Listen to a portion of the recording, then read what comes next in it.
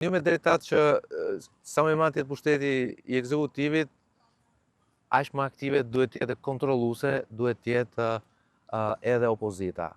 Ama duhet të në këtë temësi legislative, Parlamenti u futet me një reformim të komisionit. Dhe një nga ndryshimet më të forta ishte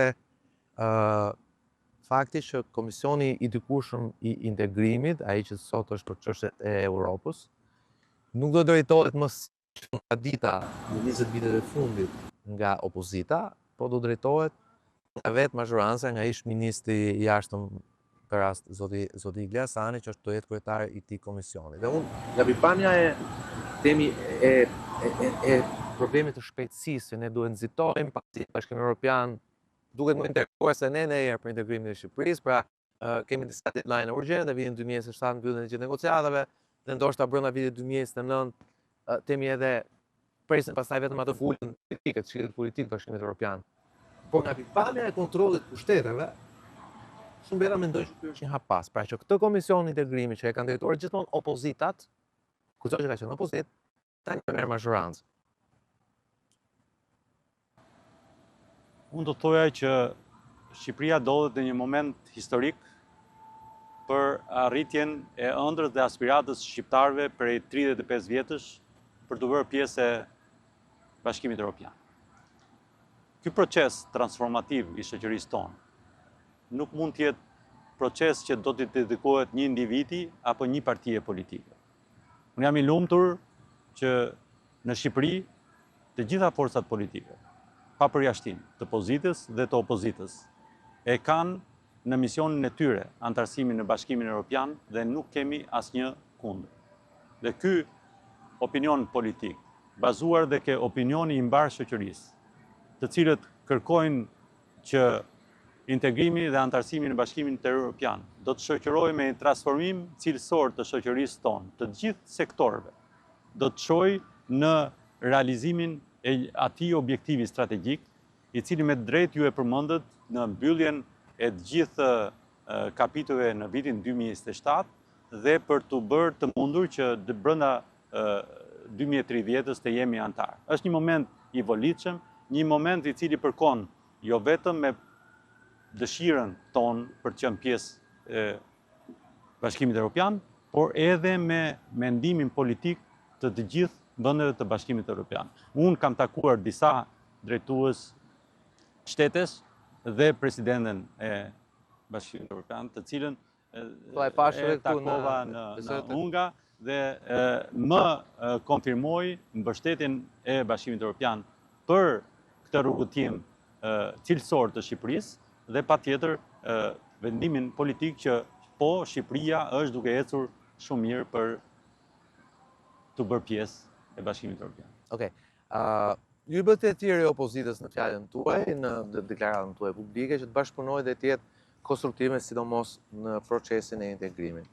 Për fat keq, zoti president, pam që opozita, e cila mund të ketë argumentet e saj, njëri prej tyre është ai që unë sapo ju përmenda, fakti që ajo pretendon që po i hiqet mundësia që të ushtrojë rolin e saj, po për fat keq shohim sërish gjuhën e vjetër, obstruksionizmin, bllokimin dhe akte të dhunshme, të cilat me thënë vërtetën në vitin 2025 ngjajnë shumë anakronike.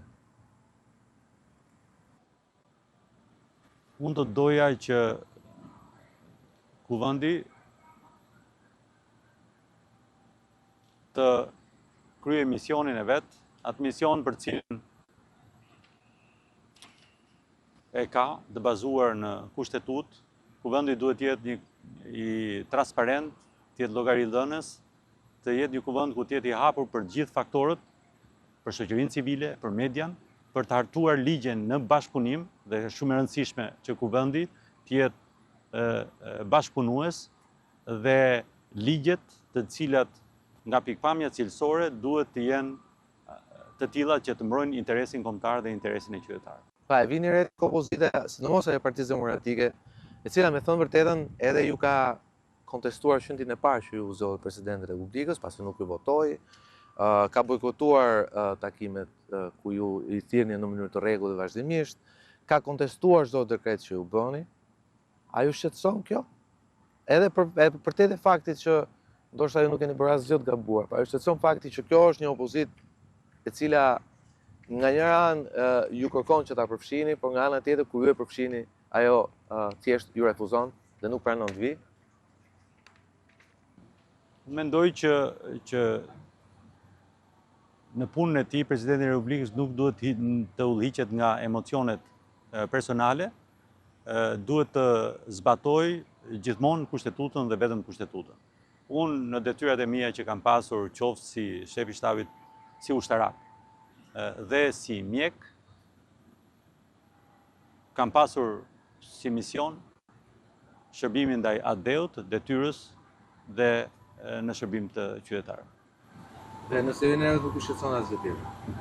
As pak, nëse unë zbatoj detyrimin kushtetues, nuk më shqetëson asgjë tjetër.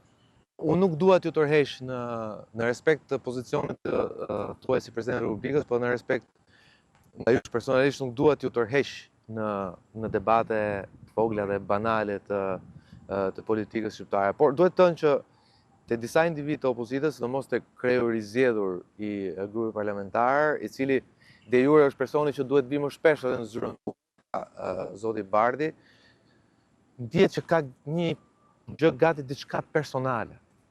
Dhe të gjithë mund të pyesin, të paktën të pyesin juve, se ndoshta ju dini diçka më tepër, por duket që ndaj asaj që ajton ndaj jush, përveç tjerave anës politike, etj, luftës normale politike që kuptohet, intereson një pale që Presidenti i Republikës ta bëj palë me njërën palë me palën tjetër, duket që ka diçka personale. Ka realisht diçka personale me sysh?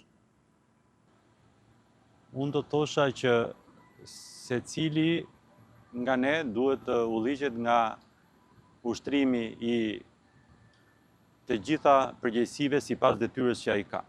Unë në punën time do të zbatoj vetëm kushtetutën, e cila thotë që Presidenti i Republikës do të jetë neutral, i paanshëm dhe kurrë nuk do të përzihem në politikën e ditës as në komente të caktuara. Pa le ta themi është thjesht zhurmë. Unë them që secili duhet bëjë detyrën e tij.